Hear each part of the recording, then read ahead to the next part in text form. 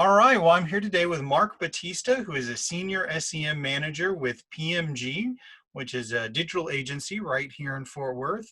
And I'm looking forward to talking to him today about search engine marketing and some of the other things they do. So welcome, Marc. Thank you for having me. Thanks, Michael. Yeah. So tell me a little bit about what you do there and what PMG is as a digital agency. Sure, you got it. So a little bit about PMG. We were founded back in 2010, so about to celebrate 10 years in business.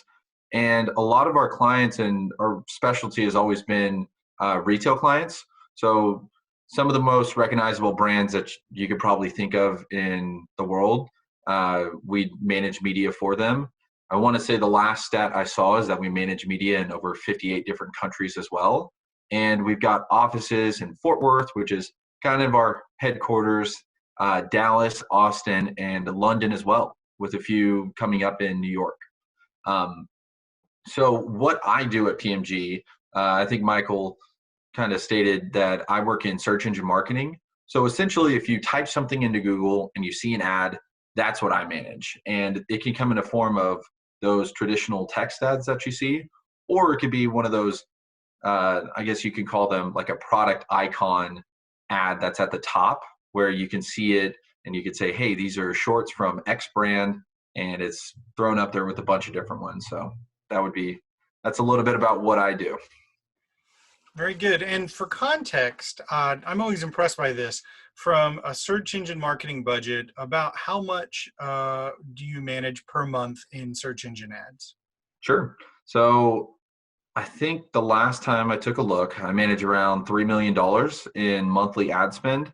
And a lot of this is, when you think about this, it's all on a return on ad spend basis. So whenever I'm spending that $3 million, I want to make sure that I'm being as efficient as possible with it. So in one channel, I might say I'm willing to spend $1 and get 90 cents back for that dollar.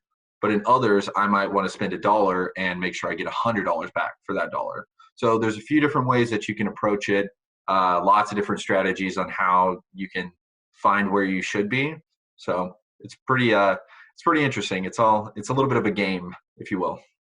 So the job that you have sounds really exciting, but you look very young. And so can you tell me a little bit about how you got to where you are and kind of what was your process for, climbing the ladder pretty quickly it's a really cool job. I mean, to be fair.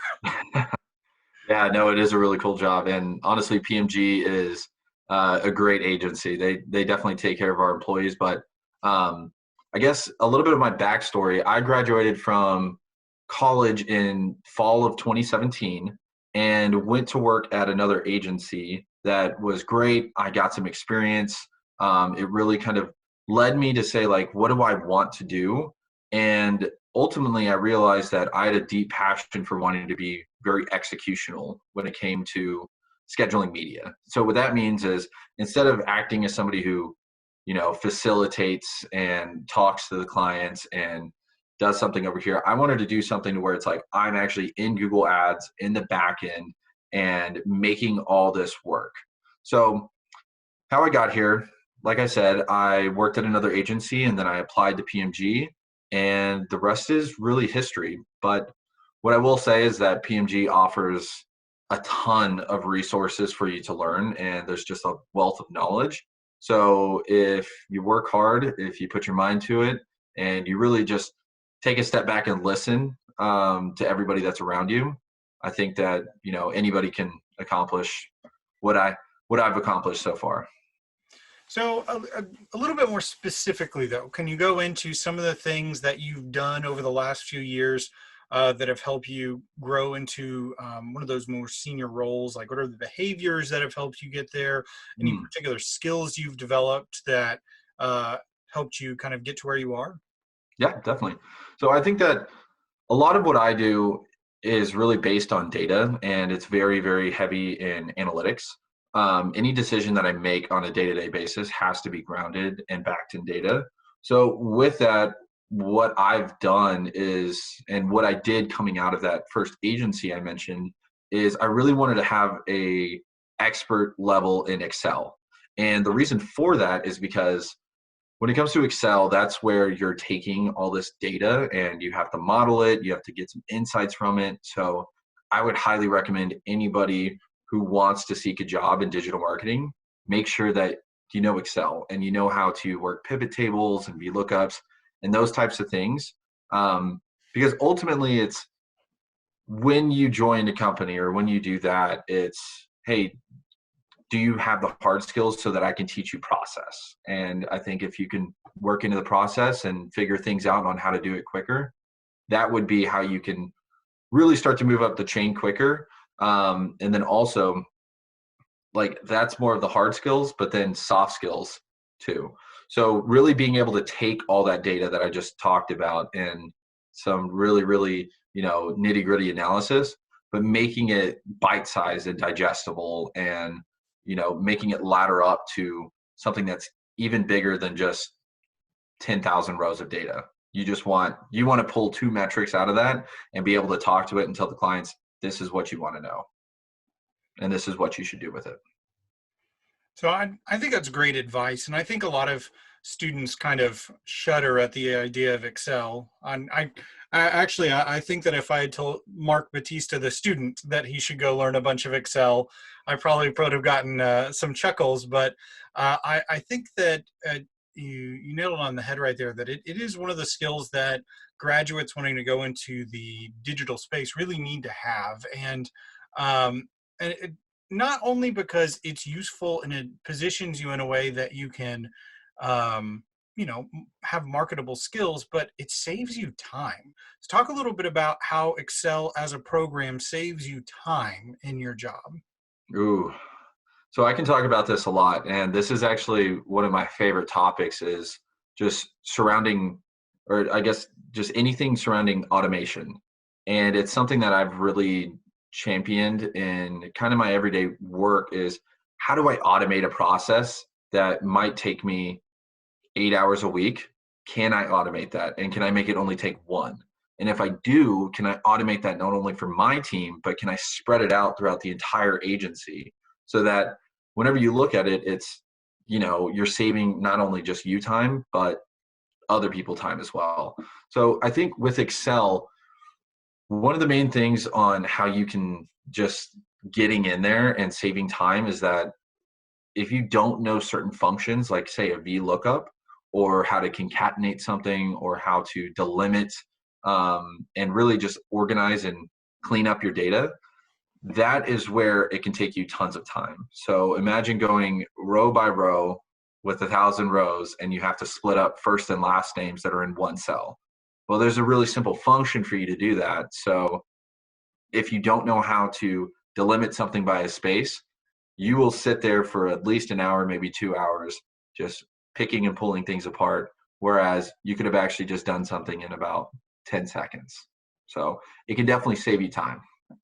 Yeah, I do that when I teach in Excel in any of my classes and integrated. I actually make students go. I'm a big meanie that way. I make them go and do it manually, and then I say, wouldn't it be nice if there was a function, and then we use the function. And the reason I do that is because I want them to understand why it's important to understand these different pieces, right? If I just Mm-hmm. were to tell somebody, hey, if you do this, it'll do that for you. Well, that's great, but you don't understand and appreciate really the power that Excel has. And I feel like such a nerd just kind of talking so excitedly about Excel, but it really is one of those things that I think everybody, particularly students like that are freshmen right now or sophomores, Yep. by the time they graduate, it's no longer going to be an optional skill. Totally. And I mean, I think you nailed it on the head there. Is like, let somebody, it's like when you make a mistake and you make a mistake at work and you're like, man, I can't believe I did that. But what you should take that as is kind of like a learning experience. And if you find out that you were doing something in Excel that you could have done in 10 seconds, but it took you an hour one time, and it was very, very, monotonous task, I think that once you find out that way, you just have this extra appreciation and somewhat of a smile on your face because you're like, I can't believe I spent so much time doing this the other way. Why didn't I just figure this out? Yeah, no, I feel like we've talked about Excel far more than anybody wants to listen to about, so we'll move on. So in addition to Excel, what are some other skills that you think the modern graduate is smart to have as they work their way into, kind of the new digital workplace? Sure. So I think that any way that you can start exposing yourself to uh, digital in its own right, and by that I mean, you can go out and get Google Analytics certifications for free. You can do Google AdWords for free. There are certain classes that you can take on LinkedIn Learning that you might even have a paid subscription for through your school. And really, if you can get in there and understand what are some of these metrics whenever we talk about in digital marketing. So what is an impression and a click? And how does that make your click-through rate? And understanding that formula, things that are very, very small like that can actually help you, one, land an internship, and two, land a job, because you have a surface level understanding of hard metrics in Engine.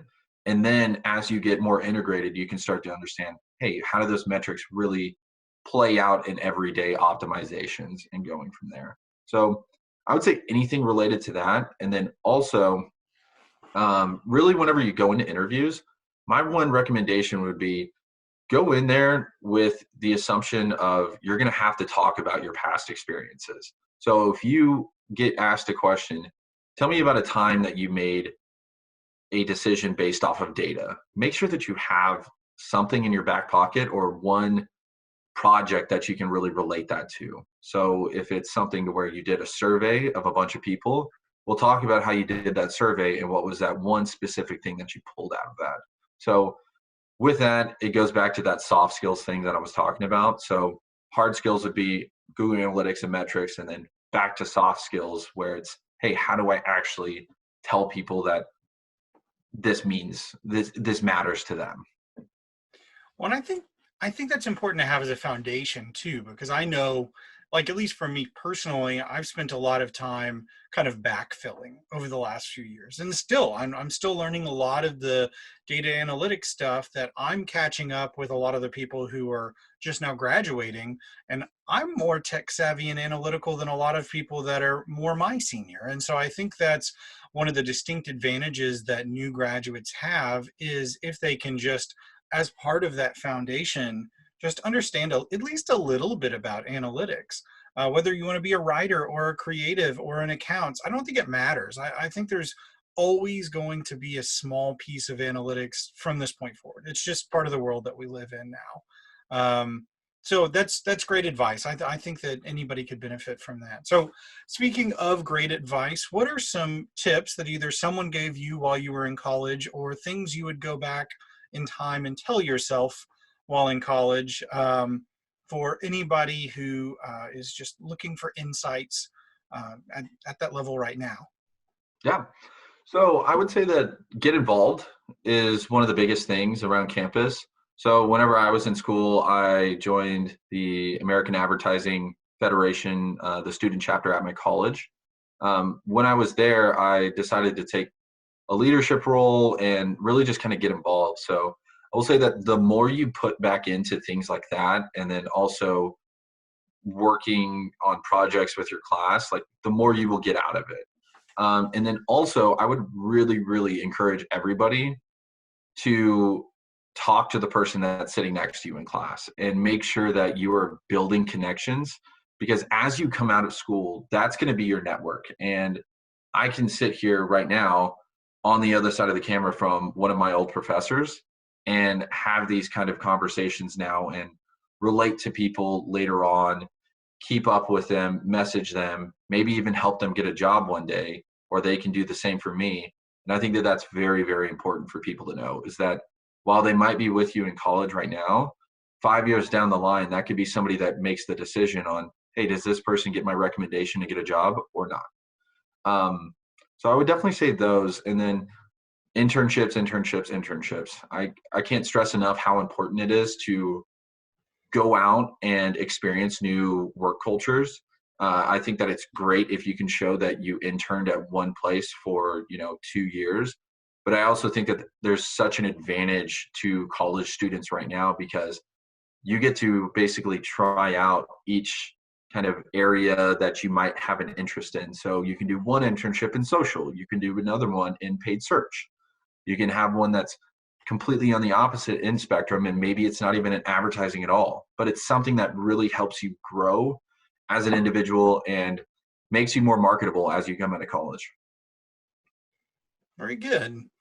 Well, talking about workplaces and whatnot, can you talk to me a little bit about how your workplace is currently evolving? I know that with everything happening in the world right now with COVID-19 and everything else, that everybody's starting to do more remote work and things like that. Now, PMG already had a pretty connected, non-traditional setup in a lot of ways, but it was still very much about the team being in the same space. How is your just day-to-day workflow evolved? And with that, how do you think that's going to impact the world as we know it going forward? Because it's never going to go back to being the exact same as it was. It's always going to change a little. So how does it change today? And how do you think that's going to carry over when we go back to the way that we've known things in the past? I think that's a great question. And it's actually something that we've been asking ourselves internally at PMG. I will say that I think with us having such a core integration into Slack, which is our preferred, I guess, messenger app of choice, we are, I would say, power users, if not extreme power users of Slack, in the way that we are very, very integrated with it. So communication doesn't feel like it's taken too much of a hit, but I will say that the one thing that is definitely missed is just that simplicity of being able to go up to somebody at work and just say, hey, I have this really quick question. What do you think about this? And it can take maybe 30 seconds right there. Whereas now you have to make sure that, you set up time with them, you prep the conversation, you make sure that, like everybody can fit into it. Whereas before it was just seamless, very casual, very pass by. Now everything has kind of gone back to that, or it's gone into this state of where everything seems more formal because you actually have a meeting on a calendar to talk about it. What I've seen evolve in PMG in this time and like just internal communication has been everybody has wanted to just hop on a quick Slack call, or we can hop on a Hangout or a Google Hangout or Zoom or whichever one that you use, and just do a group one where we're all working together and we can still chat, we can still bounce things off of, and maybe we do that for an hour a day. Maybe there's some times where you can do it for 2 hours a day, especially if it's a bigger project and everybody's kind of working through that. So I think that is something that's kind of making its way into the norm, but definitely interested to see how it plays out. I don't think we will get back to that completely normal life of making sure that everybody has, you have to be in the office. And I think I read an article the other day that says remote working has actually progressed 10 years in the past 10 days because of the current state that we're in. And I think it's very, very true. You're going to see so many new things pop up to where it's how do we integrate people better whenever they're working remote. Yeah, and I think that's true. And we've had another guest speaker in the same format named Levi Sowerbury, who does a lot of IT consulting, and he's particularly in the remote workspace. And he actually talked a little bit about how remote work promotes diversity and inclusion because it doesn't limit your job pool to just those people in the area where you are. And it kind of was an interesting thought that, traditionally your job candidates are limited to who's in the demographic area where you live. And sometimes there's a lot of homogeny there. Well, opening up remote workspaces to people of all different ages, races, cultural backgrounds, it really does kind of open you up to have just a larger candidate pool in general. So I Yep. think that'll be interesting. No, totally. And I think that's something I think I mentioned like PMG's background, we've definitely been plugged into this before, and we have tons of people that have already been working remotely. And I mean, I personally work on a team where we have 2 team members that are based in London. So whenever we get up and it's 9 a.m. in the morning for us, I think it is maybe 5 or 6 o'clock at night for them, but how do we keep them integrated and making sure that we can have meetings when all with each other. So it's definitely evolving. It's something that I don't think anybody has like said like this is the perfect way to do it, but it's really whatever works for your company and your employees. Very good. Now, PMG has a really cool thing that you guys do with your executive leadership program, which as students kind of go through at TCU in particular, they're probably going to learn about it and desire it. I think it's a pretty in demand. Um, it's not quite an internship. It's not quite a job. Can you tell me a little bit about what that is, and how it's designed, and what students come out of that kind of that experience with? Yeah. So our graduate leadership program, this is actually something that I think it's an amazing program. And I say that because it's something where you can come in out of college and dive into what it is to actually work in digital media and get experience and exposure into each channel before you actually go out and say, this is what I'm going to do for the rest of, X amount of years until you might move into something else. So you might come out of college and say, I really want to do social media. I love social media. But then in a program like this, you can actually have a week span to where one, you're having team members come in and tell you what it is about it. And then you actually have a project that you have to put together, execute on, report out on, and present. And then you can find out, well, do I really like social media? Or the next week you go into something with paid search and you find out that you might like paid search even more. So it's a really great program in the sense that it gives you a little bit of exposure into every single channel, somewhat of an omni-channel point of view and what it looks like to work in it every single day. Can, Um, can you list off a few of those? You just mentioned two with paid search and with hmm. social, and I know it's probably evolving all the time, but what are some of the other areas that um, participants would get an opportunity to learn about? Oh yeah, that's great. So I mentioned search and social. You can also do something in display or programmatic. You can go into analytics. We have something on influencer marketing, affiliate marketing, client strategy. Client strategy would be someone who's somewhat of the maestro of this all, and how do you make everything work together? So if I have a programmatic, social, and search campaign all together, and that's what my client's paying me for. How do I make all of that work and all the moving parts happen? And making sure that we're also doing what the client wants us to do and accomplishing those goals, and really level setting what those goals are, and being just the overall, I guess you could call it, expert when it comes to their business. So lots of different areas you can go into. I'm sure I'm missing a few. I would say that those are the main 6 or 7 right off the top of my head, though. And that's for students who have graduated, correct? Yes, correct. So I guess the window for this program would be that you have to have graduated either in the spring or the fall of the year before the summer. So for the summer of 2020, we recruited students that graduated in either fall 2019 or are graduated and slated to graduate in spring of 2020. And I think the reason for that is that we do a lot of campus tours. I want to say we've gone to just about every college you could probably think of, or some of the major colleges around the states. I think we've gone to MIT, we've gone to University of Washington in Seattle, we've gone to UCLA, and quite a few of these other bigger universities. So we want to make sure that if you're on either a bachelor's program or a graduate program, and knowing that those do have different timings on graduation points, you can still be applicable to this process or to this program. Um, but I think the best thing about this is it's not an internship, it's not unpaid, and you're also considered a full-time employee at PMG when you join this program. So before you get placed on your actual teams, you still have health benefits, you still have a salary, you still have all the inner workings of being a PMG employee, but it's something to where you get to go in and say, this is what I want to do. Yeah, I think it sounds awesome. I really kind of admire what it is that you guys have put together over there. That being said, we have a lot of students that are really interested in applying for it, but it's extremely competitive.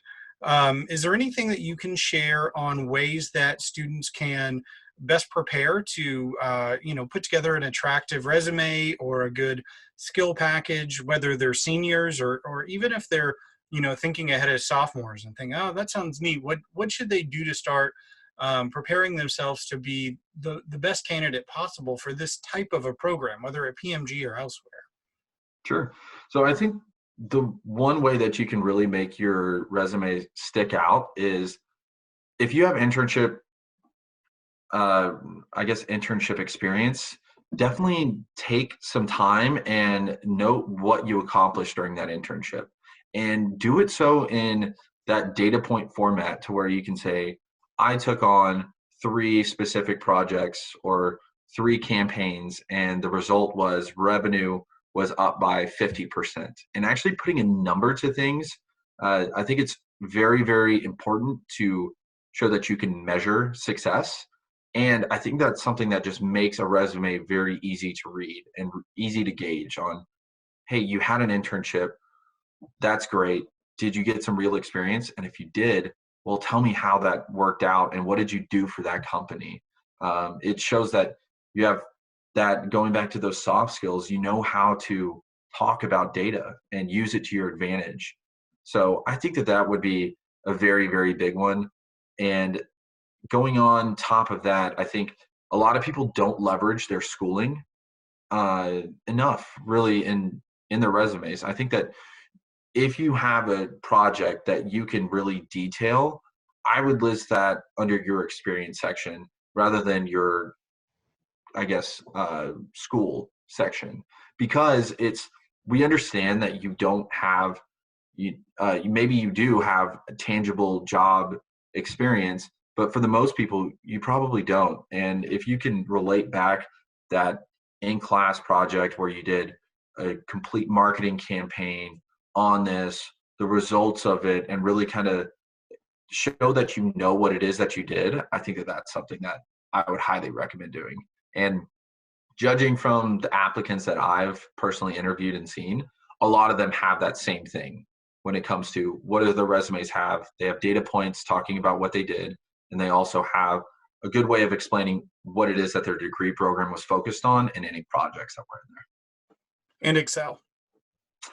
And definitely Excel. I will say that that goes back to the data points thing.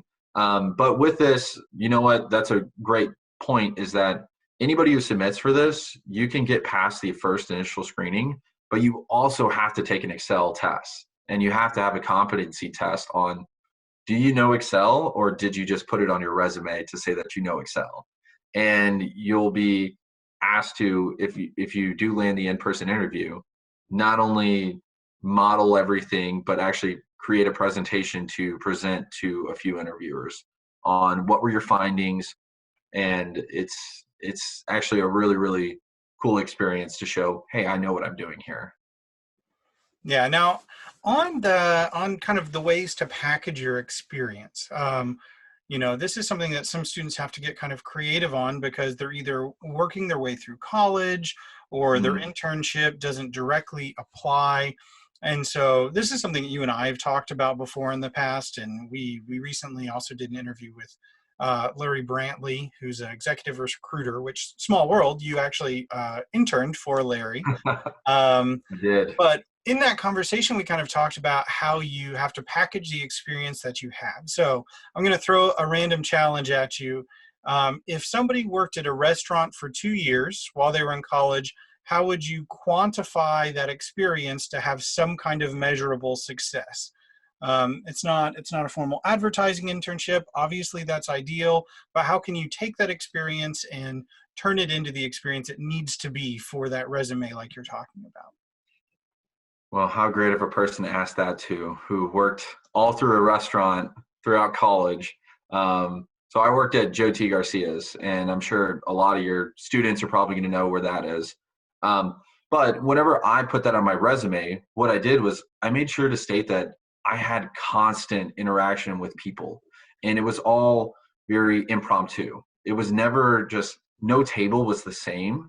So being able to navigate between 4 or 5 different groups of people and have conversation that's related to each one of them, if there's a way that you can display that on your resume, I think that that's, I mean, it shows that you have those soft skills.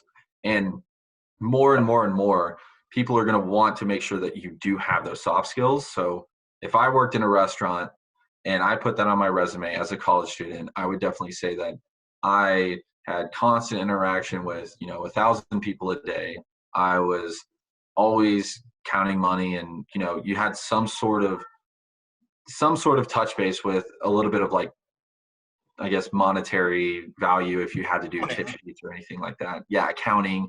Um, Really, you can say those things and say them confidently, because and that's the point. You have to be confident whenever you say these things. If you come off as if you put it on there just to fluff it up, but you can't talk about it, that's where people really just kind of lose out on, like, the resume battle. But I think that if you work at a restaurant, definitely put it on there.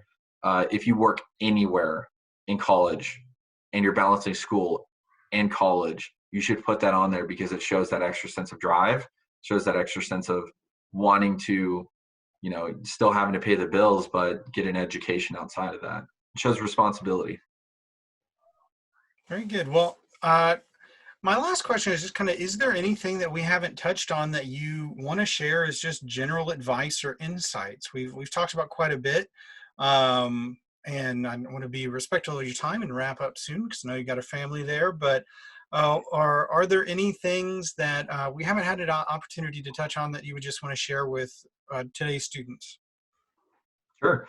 So the one thing that I always circle back to students with is that you need to be your own advocator. And with that, and the best place to do that is on LinkedIn. I can't express how powerful and important LinkedIn is when it comes to coming out of college and making yourself, and really branding yourself as a professional in this industry. And you can do that as a student. And I think that students have the most leverage of anybody on LinkedIn, because they can add anybody and say, hey, I'm a student. I have a few questions for you. You work in marketing. You're an expert on this. Can I ask you a few questions? And I guarantee you, everybody likes to be asked as an expert in anything to say, hey, tell me what I don't know already. So definitely leverage that. Reach out to people, start conversations. Don't be shy. LinkedIn is a place where it's not like Instagram, it's not like Facebook. Direct messaging somebody is not the same, and it shouldn't be seen as the same, because it's a place for you to come and learn. And to be honest, once you get out of college, you'll learn that you get a lot of people from sales direct messaging you in there. So anybody that comes in wanting just to chat about their own experience, I think is it's kind of a nice thing to have in the mix of it all. But on top of that, definitely post on LinkedIn too. LinkedIn has such a really strong organic reach. And what that means is, like, you can post one item and it can be seen by thousands of people across the world, just because it does travel that quickly.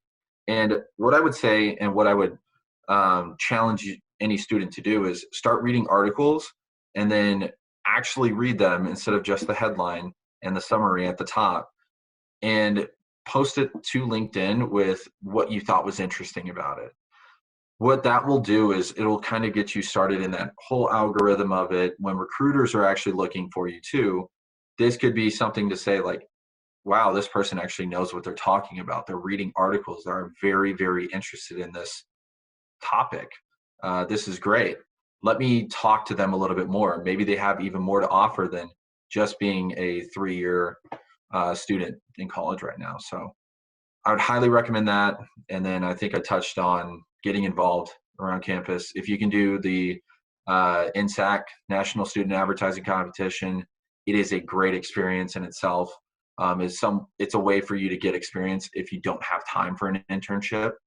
Just go on and do that and dedicate an hour a week towards it. So really, what you put into all of this is what you're going to get out. So That's my advice. Yeah, and INSAC at TCU is actually it's more than an hour a week. We'll just say that we're we're in the throes of wrapping up a lot of that. But yeah, it is an awesome experience to the National Student Advertising Competition. And when you talk about getting involved on campus, that's not necessarily talking about Greek organizations and social clubs, although those are great too. That's definitely part of the college experience. What you're referring more to is those kind of young professional organizations on campus that help you build your network early.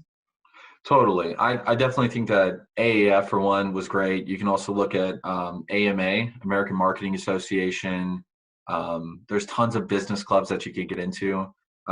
That's not to take away from Greek life. I mean, I was Greek in college, and if you take an exec board, I guess like a leadership position in your fraternity or sorority, that's something that you can definitely put on, and maybe you can have some sort of relation or I guess experience to relate back to that.